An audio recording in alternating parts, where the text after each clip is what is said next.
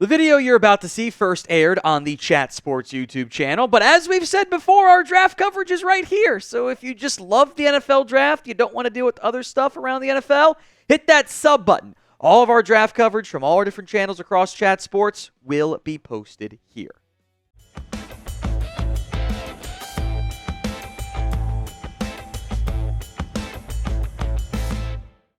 With the college football season almost here, it is time for my, final pre-CFB season, 2025 NFL mock draft.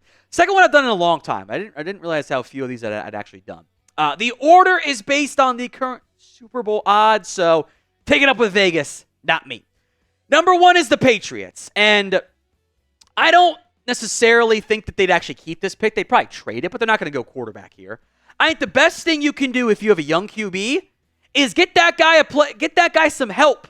A plug-and-play option at left tackle in Will Campbell, given the uncertainty around the Patriots' offensive line, makes the need make a lot of sense. Now, if you are hyped for the start of the aforementioned college football season, Week 0 coming up this weekend, then spam me in the comment section of today's show. In a bubble, I'm not doing trades, by the way. Number 2 is a little bit rich for Luther Burden, but if you're not going to have to do a weird stuff with Marvin Mims potentially, Troy Franklin does look like he's an instant impact piece. I think a after-catch nightmare in Luther Burden is a fantastic fit for what Sean Payton wants to do with Bo Nix on offense. So number 2 overall, a little bit rich. But the fit, I love. Carolina at number 3, James Pearce Jr., the edge rusher out of Tennessee.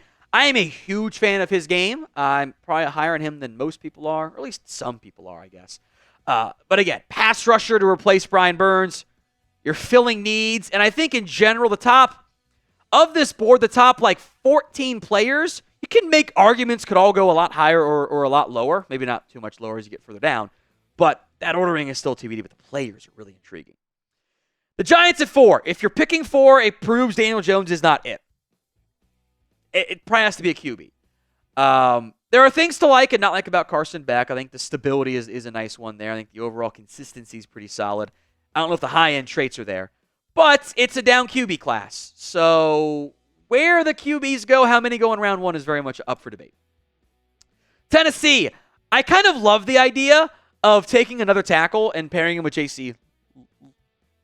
Latham. Now, maybe you don't want to have to put one guy at right tackle, but I don't believe in Nicholas Petit-Frere. So bookend tackles to protect your QB, if that's Will Levis or somebody else, I actually like.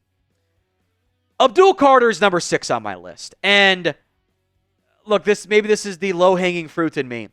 Can't you just see Dan Quinn looking at number 11 for Penn State and going, this is my Micah Parsons in Washington. Now, I don't think it's going to be as good as Micah Parsons, but there's a lot to like, and I think that player comp is actually semi-viable given the way he's been deployed so far for the Nittany Lions. Number 7, I'll put Shadur Sanders in Las Vegas. Gardner Minshew and Aiden O'Connell are not it. So, gambling on the sexy young QB in Vegas, I don't know if it's a good idea or a bad idea, but it makes it fun and entertaining.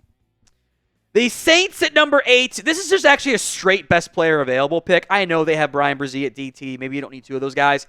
I think Mason Graham is going to be the top player in this year's class. Just big board talent-wise. He's awesome. One of 2 great Michigan players, by the way. Well, I guess I meant to specify Michigan defensive tackles. There's 3 great Michigan players. Several of them going in the top 20, by the way. Will Johnson, also in that same conversation alongside Mason Graham. Don't sleep on Kenneth Grant to Minnesota. DT's a huge need. So is corner. I think Will Johnson's the best corner in this year's class. I think there are a lot of players that we can say are the best player in this year's 2025 NFL draft. As we sit before the season gets going, obvious caveat there. Who do you think, as we sit right now, is the best player in the 2025 NFL draft? Lots of viable names. Drop them for me at the pinned comment of today's show. I'm going to go Mykel Williams out of Georgia for Arizona. I think that fits pretty well the additional pass rusher that this team needs. I also thought about a corner for Arizona. I'll put Benjamin Morrison at a Notre Dame at number 11 to Tampa as they restock that secondary. The top 3 corners, you probably know who they are. Really good class this season. Number 12, the Seahawks, Deion Walker. I love his game. The size-speed combination is up there alongside Jordan Davis. And he did more stuff than what Jordan Davis has to do at Georgia. Again, I think the interior D-line class, very promising early returns. Safety at 13, unusual. Malachi Starks is a stud. The Colts badly need one. I adore that fit. Pittsburgh at 14. So in my semi-drunk dream the impossible scenario, I want to make Travis Hunter my number 2/number 3 receiver who plays in 3 packages, and I want to make him like my number 3 corner who plays in 3 corner sets. That could be Pittsburgh, right? And if anyone can handle I actually don't think he's that much of a diva, but anyone can handle that, Mike Tomlin, right? You put George Pickens and Travis Hunter and somebody else at wide receiver 3, and Joey Porter Jr. and somebody in the nickel and Travis Hunter at corner. Why not? I kind of want to play him at both. If you don't want to play him at both, he's probably still a top 3 receiver or a top 3 corner for you in this class. He is a very fun player. I will put him at athlete. I don't know if the bosses will let me come draft time, but for now, I'm going to. Emory Jones Jr. at LSU. Some think he might be a guard, but I think he's going to have a good year for the Tigers. Jacksonville, that Walker Little, Cam Robinson combination doesn't appear to be that great, so probably could consider that one. Colston Loveland, the tight end out of Michigan. Let's get Jim Harbaugh an inline tight end. That's what he wants, and it's a Michigan man too. And then that makes sense. And that just fit so properly for you. Today's show here at Chat Sports is made possible by Game Time. Game Time has a new feature called Game Time Picks that makes getting tickets to see your favorite teams play live easier than ever, especially going to a college football game. By the way, you can find some damn good deals on college football games. I was at a bachelor party one year in New Orleans, and the Tulane game was $5. Tulane's like a decent team, too. It was fun. Game Time Picks filters out the fluff to show you only the incredible deals on great seats so you don't have to waste time searching through thousands of tickets. Download the Game Time app, create your account, and use code CHATSPORTS for $20 off your first purchase. That is promo code CHATSPORTS, CHATSPORTS, for $20 off. Terms do apply, but again, create your account, use code CHATSPORTS, and get that $20 off your first purchase. Download Game Time today for last-minute tickets. Lowest price, all guaranteed. With the Browns having some uncertainty long-term about their receiver room outside of the extended Jerry Jeudy, how about you add a giant human being in Tetairoa McMillan? Some have him as wide receiver 1. I like Luther Burden more. That could be a flavor of ice cream thing. I would argue probably closer to being a top 15 player than a top 20 player, if not inside a top 10 in this year's class. Also like Nick Scorton a lot.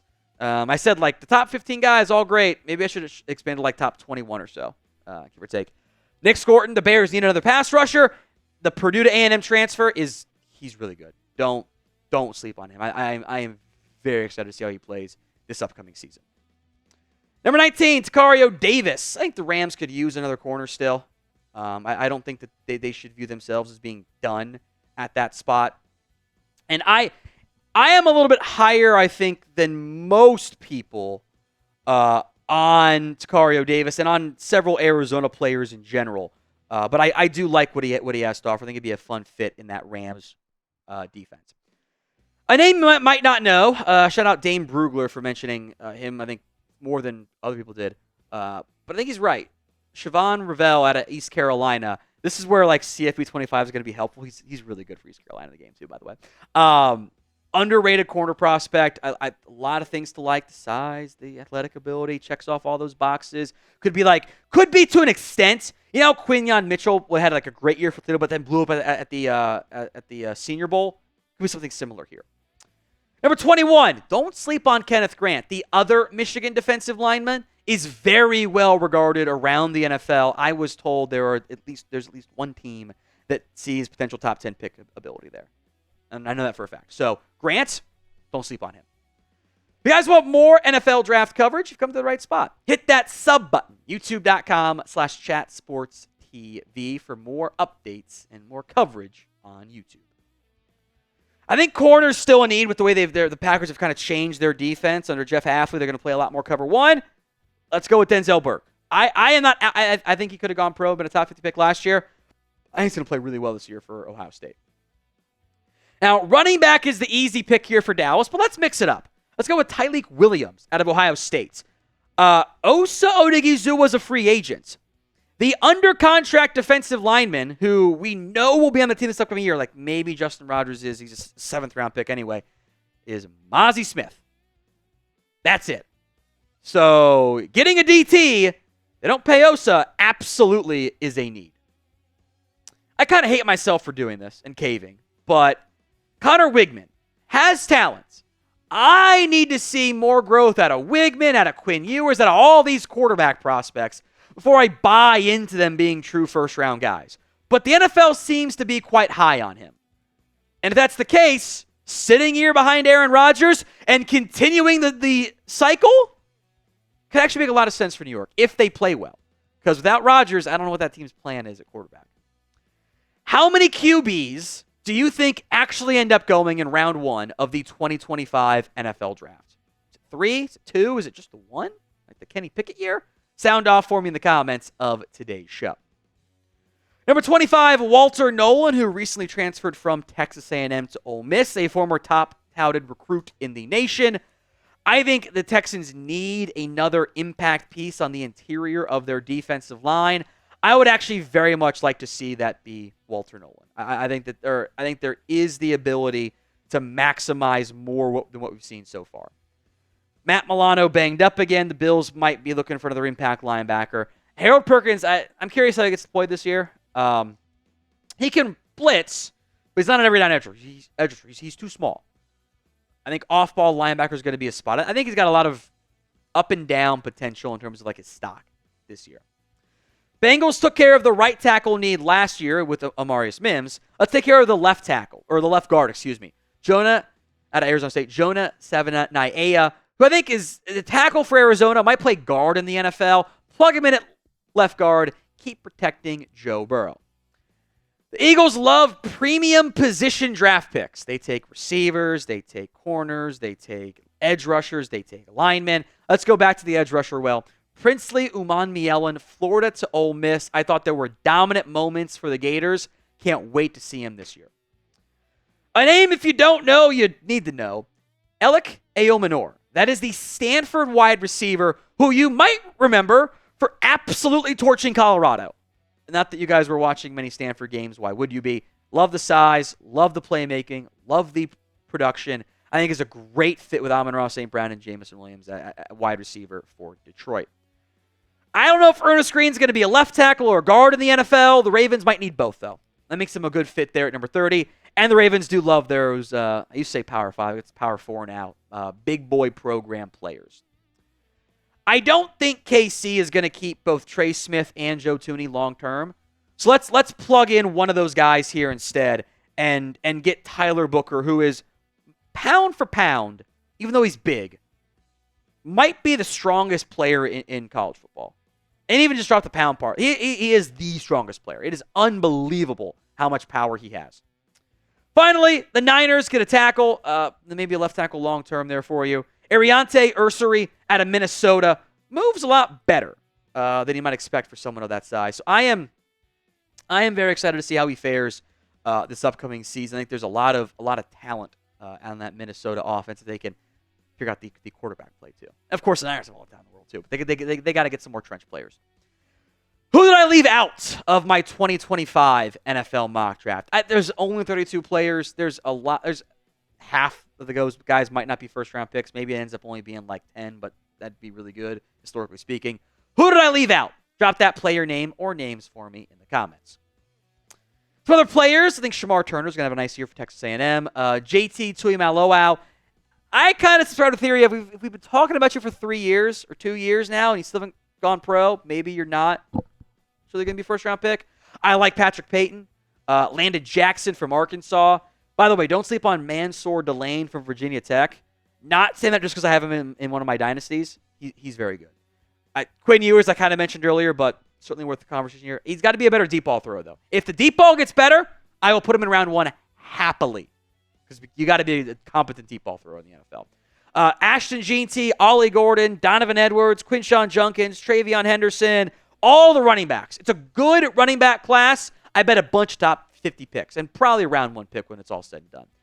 Mika Ibuka, I didn't have that many receivers going around. He kind of fell out of it, but he's worthy, I think, of that conversation. Isaiah Bond could have a big year for Texas. And I like what I saw from Wyatt Millum at West Virginia, too. More of an under-the-radar name we have not mentioned